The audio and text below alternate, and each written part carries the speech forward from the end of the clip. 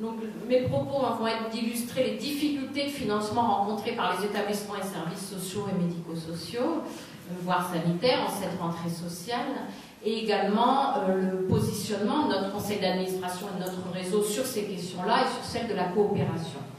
Donc, Monsieur le Président Dominique Balmary vous a présenté le contexte global financier de cette rentrée qui est très tendue, très contraint, avec un fort impératif de maîtrise budgétaire des coûts de notre secteur social, médico-social et sanitaire. Nous avons vu que ce contexte s'accompagne également de la naissance d'un nouveau paysage institutionnel. On a cité les ARS, la CRSA, les conférences de territoire, donc d'une nouvelle régulation de notre secteur et donc d'une nouvelle organisation du système de financement et de tarification de nos établissements et services, notamment sociaux et médico-sociaux.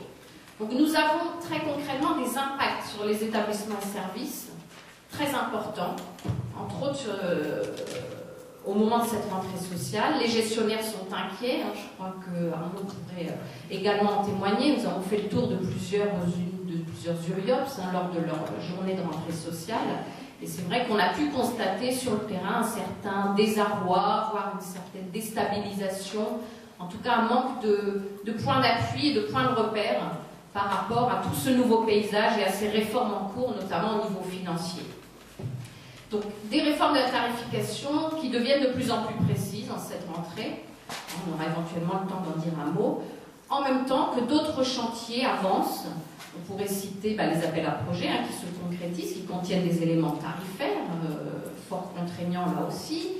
Les CEPOM qui deviennent obligatoires, parce qu'ils là aussi contiennent bien évidemment un volet budgétaire très important. Ou encore le projet de pilotage de la performance porté par l'ANAP, la nouvelle Agence nationale d'appui à la performance. Et ce nouveau maître mot, ce nouveau concept fort autour de la performance et de l'efficience. Donc, premier point, on assiste à un bouleversement complet de logique au niveau de la procédure budgétaire et tarifaire. C'est-à-dire que le mode de financement des établissements et services sociaux et médico-sociaux se trouve complètement modifié. On passe en quelque sorte d'une logique qui était jusqu'alors plus ascendante, c'est-à-dire que nous partions des besoins des usagers accompagnés et accueillis. De ces besoins, en gros, on découlait des dépenses et des coûts à couvrir par les établissements et services et les associations pour mener à bien leur mission, pour bien accueillir et accompagner les publics. Et de là, on arrivait jusqu'à un tarif, alors je vous le fais très schématique et très théorique, mais bien une logique qui était jusqu'alors ascendante.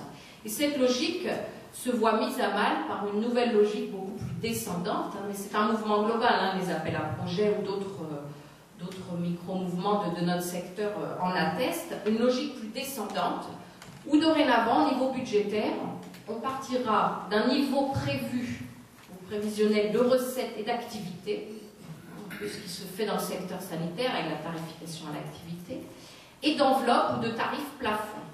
Et c'est partant de ce niveau plafond, de ce niveau de recettes prévues, que le gestionnaire bâtira son budget. Donc, j'espère que vous voyez bien que la logique et le sens même de la procédure budgétaire et tarifaire est complètement renversé, voire dévoyé, puisque selon nous, il met à mal les fondamentaux que nous défendions au moment de la loi 2002, qui sont présents également dans la loi de février 2005 sur le handicap et autres fondamentaux et bases même de notre système de financement dans le secteur.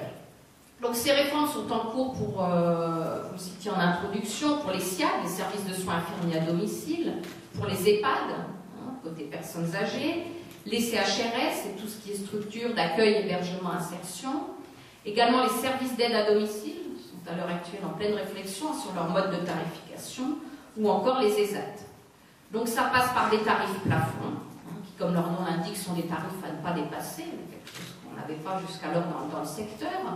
Ça passe également par la disparition de la procédure contradictoire, c'est-à-dire ces fameux allers-retours, voire un dialogue lorsqu'il était possible entre les financeurs et les structures, la fin de la reprise du déficit, dans certains cas, en tout cas pour ceux qui dépasseraient les plafonds, Donc là, entre autres, ça peut inquiéter nos partenaires banquiers, hein, je pense à eux, puisque c'était quand même un mécanisme très fort au niveau de l'analyse financière hein, dans notre secteur sur l'entreprise du résultat.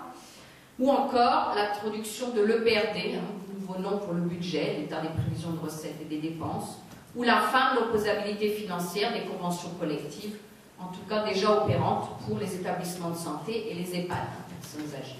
Voilà, quelques dispositions qui illustrent ce changement de logique que je vous présentais.